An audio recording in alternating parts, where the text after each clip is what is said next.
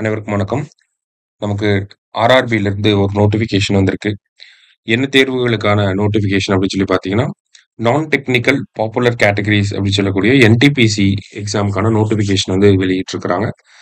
So இம்பார்ட்டண்ட்டா விஷயங்கள பார்த்தோம் அப்படின்னா, ஃபர்ஸ்ட்டு நோட்டிஃபிகேஷன் டேட் வந்து 21/10/2025.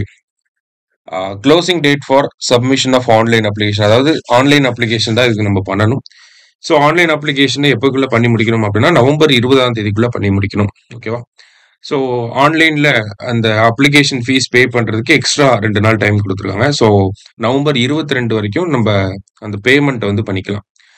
ஸோ நம்ம அப்ளிகேஷன்ல ஏதாவது ஒரு மிஸ்டேக் பண்ணியிருக்கோம் அப்படின்னா அதை ரெக்டிஃபை பண்றதுக்காக 23 நவம்பர்ல இருந்து டிசம்பர் 2 வரைக்கும் நமக்கு என்ன சொல்லியிருக்காங்க அப்படின்னா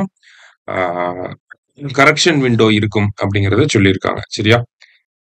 ஸோ அதர் இம்பார்ட்டன்ட் டீட்டெயில்ஸ் அப்படின்னு சொல்லி பார்க்குறப்ப நமக்கு என்னென்ன போஸ்டிங்ஸ் இருக்கு, என்ன பே லெவல் இருக்கு, அண்ட் தென் ஒவ்வொரு போஸ்டிங்லையும் எவ்வளோ வேகன்சிஸ் இருக்கு அப்படிங்கிறத கொடுத்துருக்காங்க.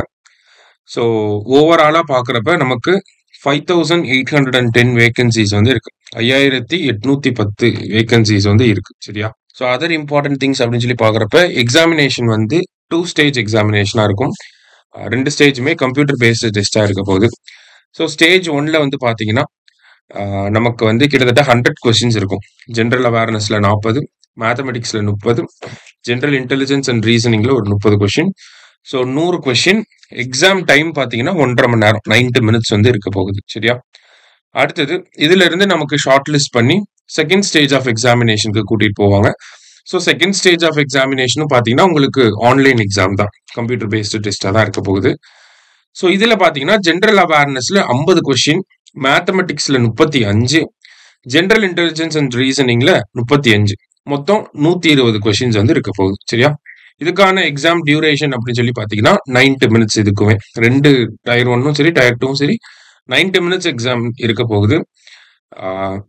டயர் 1ல நம்ம 100 கொஸ்டின்ஸ் எழுத போகிறோம். டயர் 2ல வந்து 120 கொஸ்டின்ஸ் வந்து எழுத போகிறோம். சரிங்களா?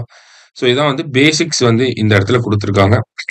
ஸோ டிஎன்பிஎஸ்சி படிக்கிறவங்க, ரயில்வே படிக்கிறவங்க, எஸ்ஐ படிக்கிறவங்க எல்லாருமே இந்த எக்ஸாமுக்கு அப்ளை பண்ணலாம். சரிங்களா? ஏன்னா நம்ம படிக்கக்கூடிய சிலபஸ் தான் இங்கே பாதி அப்படியே கொடுத்துருக்காங்க. ஜென்ரல் அவேர்னஸ், மேக்ஸ், ரீசனிங் அப்படிங்கிறதுலாம் நம்ம படிக்கக்கூடிய சிலபஸ் தான். கொஞ்சம் அந்த எக்ஸாமோட ப்ரீவியஸ் இயர் கொஸ்டின்லாம் அனலைஸ் பண்ணி பார்த்து எப்படி கேட்குறாங்களோ அதுக்கேற்ற மாதிரி அந்த பேட்டர்ன்ல நம்ம படித்தோம்னா ஈஸியாக கிராக் பண்ண முடியும் நம்மளால. சரிங்களா? ஸோ இம்பார்ட்டன்ட் டேட்ஸ் இன்னொரு தடவை பார்த்துருவோம். நோட்டிஃபிகேஷன் வந்திருக்கு இன்னைக்கு. க்ளோசிங் டேட் வந்து பார்த்தீங்கன்னா நமக்கு 20 நவம்பரோட முடியுது. அப்ளிகேஷன் கரெக்ஷன் விண்டோ 23 நவம்பர்ல இருந்து டிசம்பர் 12 வரைக்கும் இருக்கு. ஸோ முக்கியமானது பார்த்தீங்கன்னா total number of vacancies 5810 vacancies வந்து இருக்கு. ஸோ எல்லாருமே அப்ளை பண்ணுங்க. இந்த எக்ஸாம்க்கு ஏற்ற மாதிரி ப்ரிப்பேர் பண்ணுங்க. ஈஸியாக கிராக் பண்ணிடலாம். சரியா? தேங்க்யூ.